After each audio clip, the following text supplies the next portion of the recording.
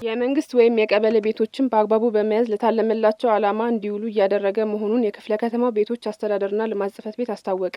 የመንግስት ወይም የቀበሌ ቤቶችን ውል እያደሰና እየተጣራ መረጃ በአግባቡ በመያዝ እያደራጀ መሆኑን የገለጸው የአራዳ ክፍለ ከተማ ቤቶች አስተዳደርና ልማት ጽሕፈት ቤት የመንግስት ቤቶች ለታለመላቸው ዓላማ እንዲውሉ እያደረገ መሆኑን ገልጿል። የጽሕፈት ቤቱ የቤቶች አስተዳደርና ልማት ስራዎች አስተባባሪ አቶ እስክንድር ሄሊሶ እንደገለጹት አጠቃላይ የመንግስት ንብረት የሆኑ ቤቶችን መረጃ በማጣራት ወደ ዳታቤዝ የማስገባት ስራ በመሰራቱ በህገ ወጥ መንገድ ተይዘው የነበሩ ቤቶችን ማስለቀቅና ለሚመለከታቸው አካላት አሰራሩን ተከትሎ እንዲተላለፍ ማድረግ መቻሉን ጠቁመው የበርካታ ቤት ጠያቂ ወገኖችን ጥያቄ መመለስም ተችሏል ሲሉ ተናግረዋል። በአራዳ ክፍለ ከተማ አስተዳደር የዋና ስራ አስፈጻሚና የምክትል ስራ አስፈጻሚ የስራ ርክክብ ተደረገ።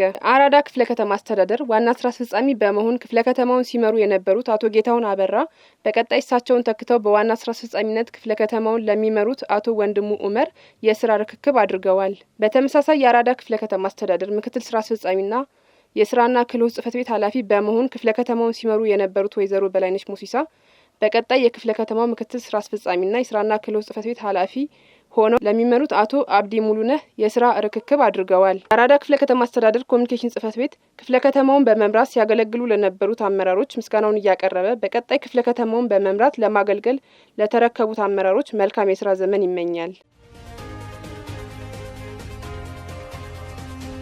የአራዳ ክፍለ ከተማ አስተዳደር የኢኒሼቲቭ ስራዎች የስራ አፈጻጸሙ አዳጊና አበረታች መሆኑን ገመገመ። የኢኒሼቲቭ የስራ አፈጻጸሙ አዳጊና አበረታች መሆኑን የገመገመው የአራዳ ክፍለ ከተማ አስተዳደር ፍጥነት በመጨመር አልቆ መፈጸምና ህብረተሰቡን ተጠቃሚ ማድረግ የሚያስችል የስምሪት አሰራርና አስተሳሰብ መሰረታዊ ለውጥ ማምጣት እንደሚያስፈልግ ገልጿል። ተግባራትን አስተሳስሮና አቀናጅቶ መምራት ያስፈልጋል ያሉት የአራዳ ክፍለ ከተማ አስተዳደር ዋና ስራ አስፈጻሚ አቶ ወንድሙ ኡመር በሁሉም ወረዳዎች ያለውን ተመጣጣኝ አመራር ባለሙያና ምቹ ሁኔታ በአግባቡ በመጠቀም ተግባር ላይ ማዋልና ተቀራራቢ ውጤት ማምጣት ይጠበቃል ብለዋል።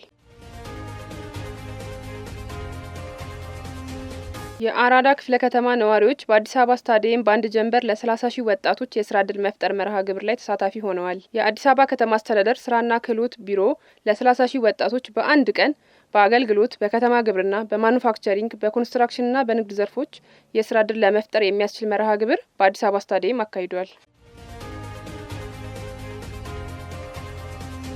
የንግዱ ማህበረሰብ የንግድ ፈቃዱ እስከ ታህሳስ 30 2018 ዓ.ም ማሳደስ እንደሚገባው ተገለጸ። የንግዱ ማህበረሰብ የንግድ ፈቃዱን እያደሰ መሆኑን የገለጸው የአራዳ ክፍለ ከተማ አስተዳደር ንግድ ጽሕፈት ቤት የ2018 ዓ.ም የንግድ ፈቃድ እድሳት እስከ ታህሳስ 30 2018 ዓ.ም ድረስ ብቻ የሚቆይ በመሆኑ የንግድ ፈቃዳቸውን ያላደሱ ነጋዴዎች ባለው አጭር ጊዜ በኦንላይን በማደስ ጊዜያቸውንና ገንዘባቸውን መቆጠብ እንደሚችሉ ገልጿል።